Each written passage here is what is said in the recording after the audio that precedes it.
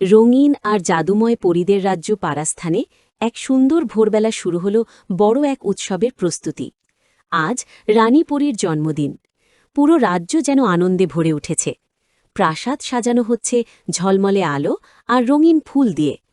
রানী চান তার জন্মদিনের পার্টি হোক একেবারে নিখুঁত, তাই তিনি রাজ্যের সব পরীদের আমন্ত্রণ জানালেন প্রাসাদে। কিন্তু তিনি একটি বিশেষ ঘোষণাও করলেন। তিনি বললেন, যে পরী তাকে সবচেয়ে অনন্য এবং বিশেষ উপহার দেবে তার একটি ইচ্ছা তিনি পূরণ করবেন। এই খবর শুনে রাজ্যের সব পরী খুব উত্তেজিত হয়ে পড়ল। সবাই ভাবতে লাগল কিভাবে তারা সবচেয়ে সুন্দর উপহার বানাতে পারে। টিনা নামে এক পরী তার গয়নার বুটিকে বসে ঝলমলে হীরা দিয়ে একটি রাজকীয় মুকুট তৈরি করতে শুরু করল। সে ভাবল রানী নিশ্চয়ই এই সুন্দর মুকুটটি খুব পছন্দ করবেন। অন্যদিকে সারা নামে আরেক পরী মূল্যবান হীরা দিয়ে একটি অসাধারণ নেকলেস বানাতে শুরু করল। সেই নেকলেস এতটাই ঝলমলে ছিল যে দূর থেকেই তার আলো দেখা যাচ্ছিল।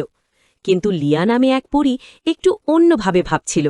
সে জানত রানীর কাছে ইতিমধ্যেই অনেক মুকুট আর নেকলেস আছে, তাই সে ভাবল এবার এমন কিছু বানাতে হবে যা সত্যিই আলাদা এবং অনন্য। এই ভাবনা নিয়ে লিয়া চলে গেল কাছের জাদুর বনে। সে আশা করছিল সেখানে হয়তো কোনো অদ্ভুত বা জাদুময় জিনিস খুঁজে পাবে, কিন্তু অনেক খোঁজার পরও সে বিশেষ কিছু পেল না। হঠাৎ তার চোখে পড়ল একটি সাধারণ সমুদ্রের খোল।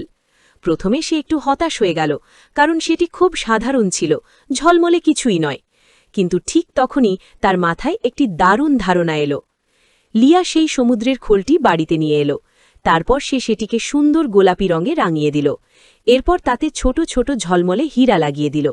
ধীরে ধীরে সেই সাধারণ খোলটি একেবারে অনন্য এবং সুন্দর উপহারে পরিণত হল। এদিকে সন্ধ্যা নামতেই রানীর প্রাসাদ আলোয় ঝলমল করতে শুরু করল। জন্মদিনের পার্টির জন্য সব পরীরা তাদের সবচেয়ে সুন্দর পোশাক পরে প্রাসাদের দিকে আসতে লাগল। অনেকেই তাদের জাদুকরী ইউনিকর্নে চড়ে সেখানে পৌঁছাল। প্রাসাদের ভেতরে ছিল নানা রকম কেক, পেস্ট্রি আর জাদুকরী পানীয়। সব পরীরা আনন্দে নাচছিল, গল্প করছিল আর পার্টি উপভোগ করছিল। কিছুক্ষণ পরে শুরু হলো উপহার দেওয়ার সময়। প্রথমে সারা পরী এগিয়ে এসে তার ঝলমলে নেকলেসটি রানীকে উপহার দিল। রানী সেটি দেখে খুব খুশি হলেন। তারপর টিনা পরী তার তৈরি করা সুন্দর মুকুটটি রানীর হাতে তুলে দিল। সেটিও দেখে রানী আনন্দে হাসলেন। সব শেষে লিয়া এগিয়ে এলো। সে একটু লজ্জা নিয়ে তার সাজানো সমুদ্রের খোলটি রানীর হাতে দিল। রানী উপহারটি দেখে অবাক হয়ে গেলেন, কারণ এতদিনে কেউ তাকে এমন একটি আলাদা এবং সৃজনশীল উপহার দেয়নি। রানী হাসি মুখে ঘোষণা করলেন, আজকের এই প্রতিযোগিতার বিজয়ী লিয়া। এই কথা শুনে লিয়া আনন্দে ভরে উঠল। তারপর রানী বললেন, এবার বলো তোমার ইচ্ছা কি? লিয়া একটু ভেবে মনে মনে একটি ইচ্ছা করল। সে চাইল তার ডানাগুলো যেন আরও সুন্দর আর উজ্জ্বল হয়ে ওঠে। রানী তখন তার দুই হাত তুলে জাদু করলেন। মুহূর্তের মধ্যেই লিয়ার ডানাগুলো ঝলমলে আলোতে ভরে উঠল। সেগুলো হয়ে গেল আরও বড়, আরও সুন্দর এবং আরও উজ্জ্বল। সব পরীরা অবাক হয়ে সেই দৃশ্য দেখছিল।